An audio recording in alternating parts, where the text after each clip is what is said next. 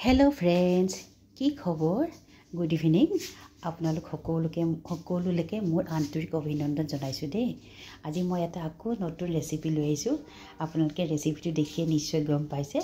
আজি মই আপোনালোকৰ মাজলৈ নগা টেঙা আচাৰ লৈ আইছো আপোনালোকে এই টেঙাটো কি বলে নাজানো কিন্তু আমি নগা টেঙা বুলিয়ে কওঁ এই নগা টেঙাখিনি মই বজাৰলৈ যাওঁতে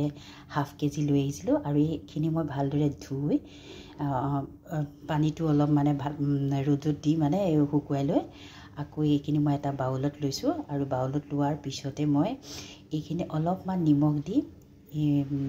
ভালদৰে হানি মই 3-4 দিন মান মই ঢাকি ৰাখিছো আপোনালোকে ভালদৰে মন কৰিব আৰু এই আচাৰটো খাবলৈ হসাকে ৰিয়েলি বহুত ভাল খাবলৈ গম পাইছে না আৰু এনো যেনেকৈ নহক মানে ভাতৰ লগত যেনেকৈ শাক সবজি থাকক বা মাছ মাংস থাকক তথাপি আচাৰ বুলিলে অকমান বহুত ভাল লাগে ন আচাৰখিনি মানে আচাৰ অলপ কাকত ললে হেহে মই আজি নগা টেঙাটো আপোনাক বনাই দেখাইছো এইখিনি অলৰেডি মই পানী টুকিলো আৰু নিমখৰ পানীটো টুকি এতিয়া মই আকৌ পুনৰ ৰ'দত দিব লৈছো দেখিছে আৰু ইয়াৰ অলপ কালাৰটো চেঞ্জ হৈ গৈছে আৰু এতিয়া মই ৰ'দত দিয়াৰ পিছত আৰু অলপ হি শুকাই যাব এইফালে মই এতিয়া মছলাখিনি মাৰি লৈছো জেনেৰেল আমি যিটো মছলা মাৰো সেই মছলাটোকে দিছো ইয়াত মই কালজিৰা ধনিয়া গোটা জিৰা আৰু মানে মেথি আৰু জালুক অলপ আৰু ড্ৰাই চিলি অলপ দি দিছো যিটো মছলা আপোনালোকে যেনেকৈ দিয়ে তেনেকৈ দিলে হ'ব এতিয়া মই এইখিনি ভালদৰে ৰঙা কৰি ভাজি লৈছো এতিয়া প্ৰায় ভজা হৈছে আৰু মই এইখিনিতে আপোনালোকে এটা কথা কম মই অৱশ্যে বহুত দিন মানে ইউটিউবৰ লগত কানেকশ্যন নাছিলো আৰু এতিয়া পুনৰ লাহেকৈ আহিছো আপোনালোকে মোৰ ভিডিঅ'বোৰ লাহেকৈ আপোনালোকে চাব আৰু যিসকলে নতুনকৈ চাইছে তেখেতসকলে মোৰ লগত আকৌ যোগাযোগ কৰিব বা জয়েন কৰিব দেই ঠিক আছে মই এতিয়া আৰু এই সৰিয়হখিনি বেলেগে ভাজি লৈছো এতিয়া গোটেইখিনি মই মিক্সিত মাৰি লৈছো আৰু সৰিয়হখিনি মই বেলেগে অলপ মাৰি লৈছো এইফালে অলপ মই 100 গ্ৰাম মান তেল গৰম কৰি লৈছো আৰু এই তেলখিনি মই গৰম কৰি অলপ ঠাণ্ডা কৰি লৈছো আৰু লগতে যিখিনি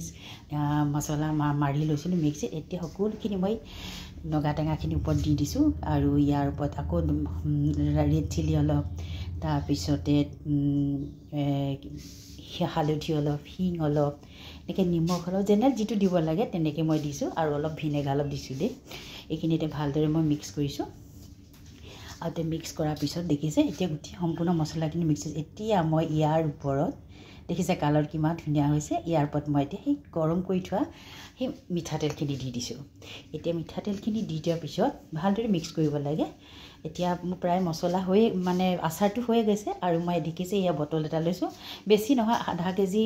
মানে নগা টেঙাত বেছি আৰু বটল দৰকাৰ নাই দুটা বটলে হ'ব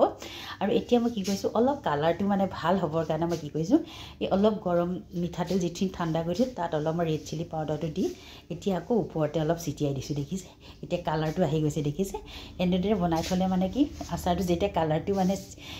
ৰঙা নিচিনা খাবলৈও ভাল লাগে নহয় নে বাৰু ঠিক আছে এতিয়া প্ৰায় মই এইখিনি বনোৱা হৈ গ'ল এতিয়া মই দিছে এই শুকান বটলটো মই এতিয়া লাহেকৈ